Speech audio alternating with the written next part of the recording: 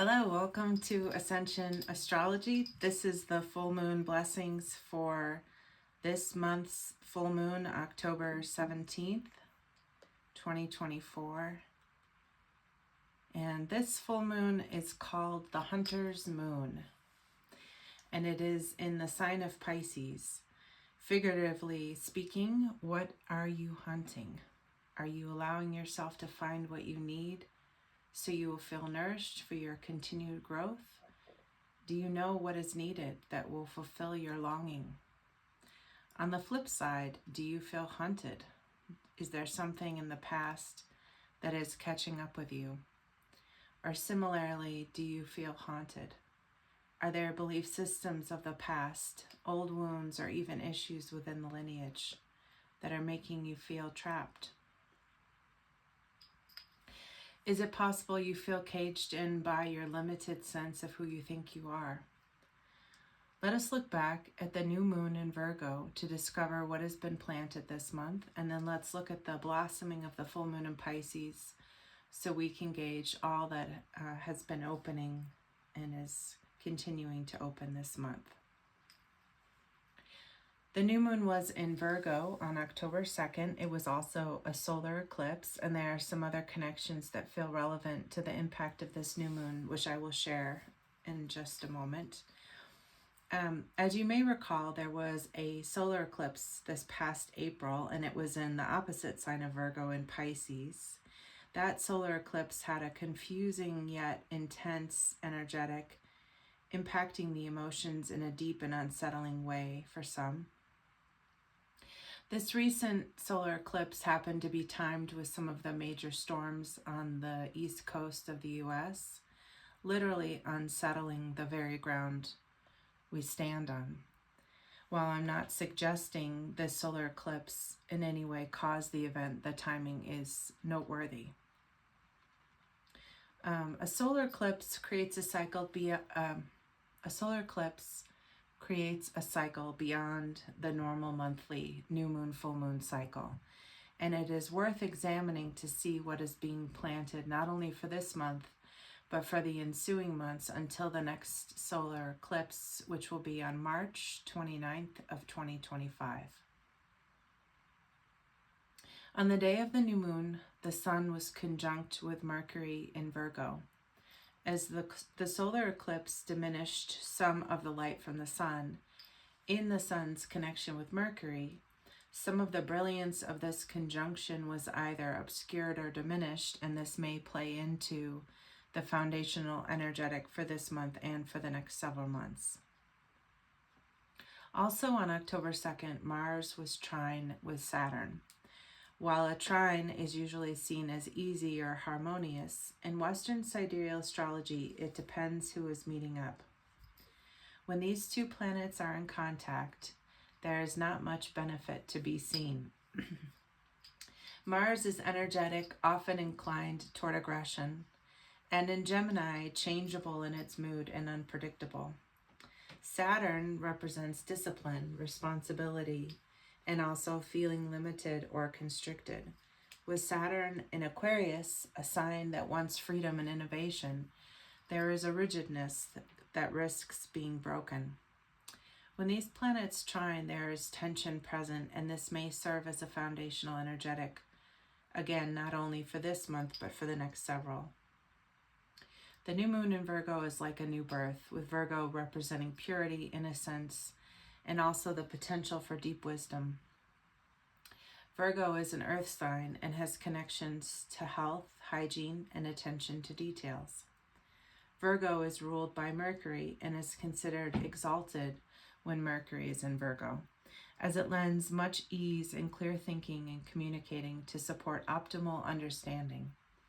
The new moon in Virgo may inspire greater awareness of our health, what we need to shift to ensure we're preserving it or restoring it. And this may include looking not only to our diet, but to our hygiene or our habits. Health is a broader category than just the physical, as all facets of our being, in other words, our mental, emotional, and spiritual facets, must all be given the proper attention. What beneficial habits are we subtly being guided toward implementing? Are there energetic aspects of hygiene that we sense but may not consciously have identified that are impacting our sense of health, of our ease? This month urges us to say yes to greater attention focused on our health and to those in our care. As we look to the full moon in Pisces on October 17th, there are a few other related placements I would like to touch upon before exploring the significance of this full moon. One is related to the opposition between the Sun and Fortuna on that day. Another is the opposition between the Sun and Eris. Additionally, I'd like to note the significance of the North Node as it continues traveling through the sign of Pisces.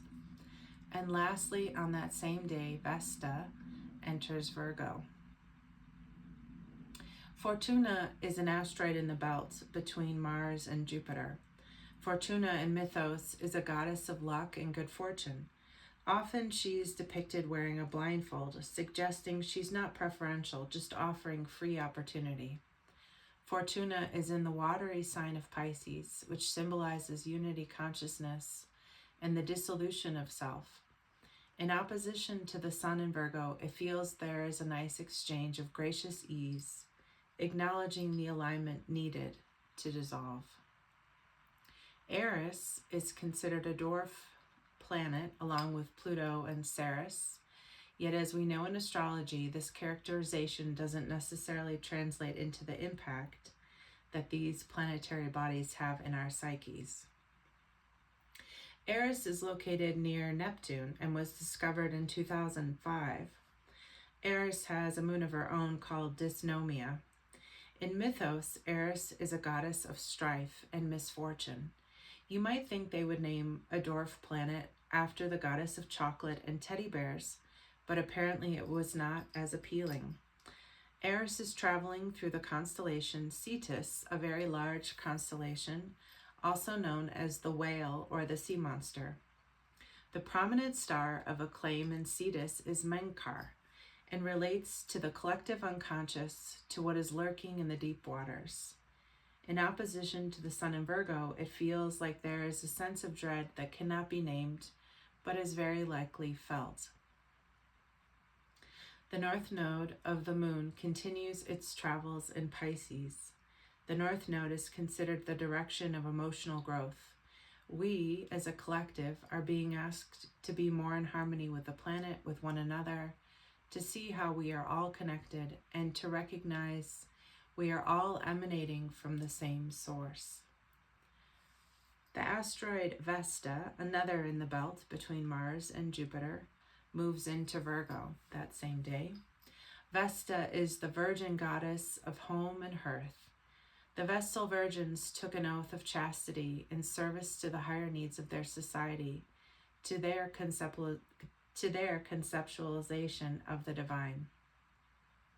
They kept a fire burning in their temples to represent the continuity of dedication and loyalty. Vesta represents the value of keeping the pure fire burning, a passion to serve the divine. With Vesta in Virgo, a sign also associated with purity, the emphasis on alignment can be greatly refined and strengthened. Looking at these other happenings on the day of the full moon, it feels there is an urging to bring our collective body into greater awareness of this higher connection for the best outcome for all. And our personal alignment is again emphasized for awakening into that awareness.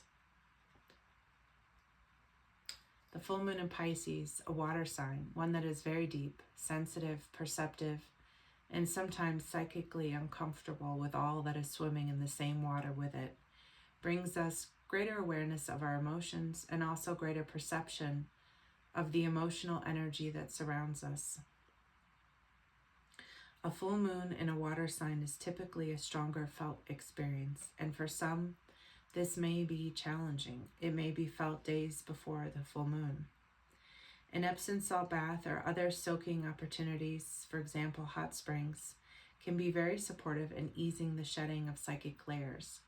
Other creative outlets, for example, painting with watercolors, dancing, creative writing, may also allow the flowing of stuck energies that just cannot be held on to any longer.